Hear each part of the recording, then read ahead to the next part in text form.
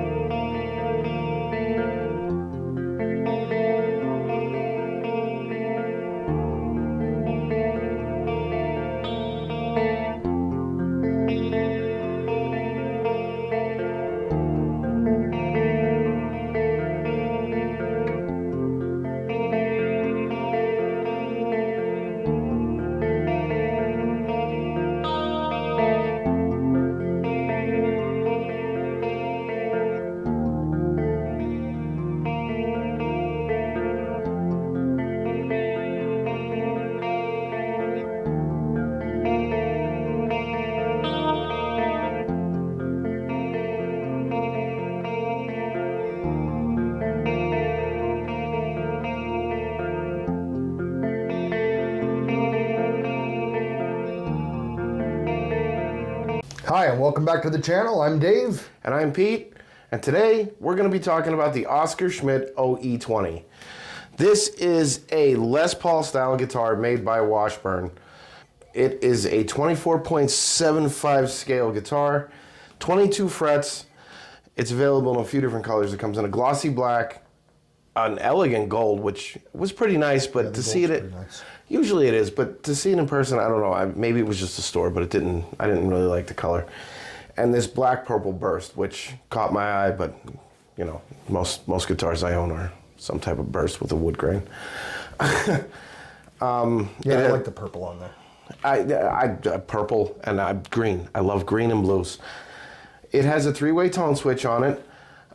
It has double humbuckers. Though the problem is, when we first brought it, it was $149 brand new. So when we're talking, what, 2 years ago? So yeah, somewhere around there. Maybe 3. It was a while ago. But the pickups that were in this were a set of cheap Chinese pickups. They were junk. Yeah, we'd be playing and they'd cut out halfway through. They just had no real any mid or bottom end. They were very tinny. Very tinny. And when you get a guitar and you're talking pickups, you have what's called hot pickups. Like these actually came out of a Gibson. These are hot. The pickups on Dave's guitar are the ones that came with it, the Alnicos, are they? Yeah, and here I believe they're Alnicos. And they're actually fairly hot. Yeah, these have a nice warm tone. They do have a nice warm tone. They almost give even a solid state, they almost give it like a tube tone. And by replacing the pickups in that guitar, it actually changed the entire feel of the instrument. As soon as we put the new pickups in and he strummed his chord for the first time, he was like, wow, I'm in love with this guitar again. For the first time since I bought the guitar, I was in love with the guitar again. I only got it because it was $149 and it was purple, and you know, I bought for look, which I shouldn't have done. But we like guitars, and body-wise, set neck. Oh yeah, I love a set neck guitar.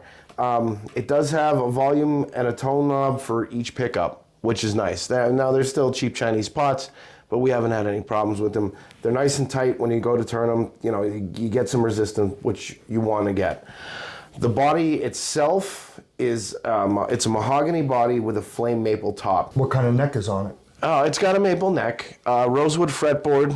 The inlays are actually made of abalone and they're trapezoids instead of having the dots, which is kind of nice, kind of like your setup is. Yeah.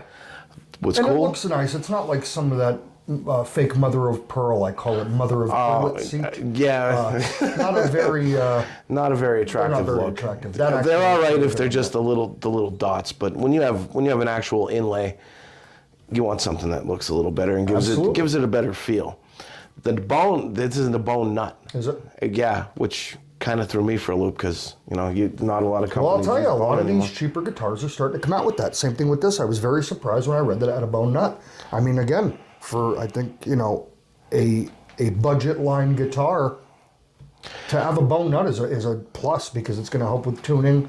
It's going to help with your intonation. Oh yeah. And with the cheap plastic where it can get bound up, you don't have to worry about that. And what's nice about it is, and I think a lot of companies are starting to do this these days with the budget-friendly lines on guitars, if you can make something just as good and sell it at a cheaper price, somebody's going to want to, if I can spend $200 versus $2,000, Absolutely. I'm spending $200.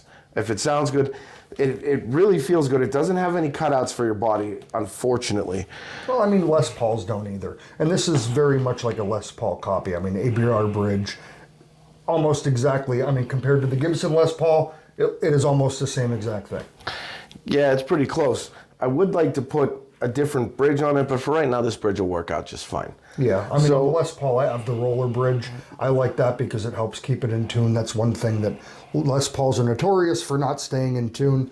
On this one, I did install a roller bridge, and it does keep it it's much better. I mean, you can do a lot of bends and stuff with leads and everything and not have to worry as much as with just a regular standard bridge with that harsh brake angle. It is a harsh brake angle, but you know what? It does work well. The design, I mean, the design is perfect on this. For $149, you couldn't go wrong. No, I The only agree. thing is, and we've said it before, we are going to give honest reviews. Yes, and this was a great guitar to start, like we said. However, it was very tinny.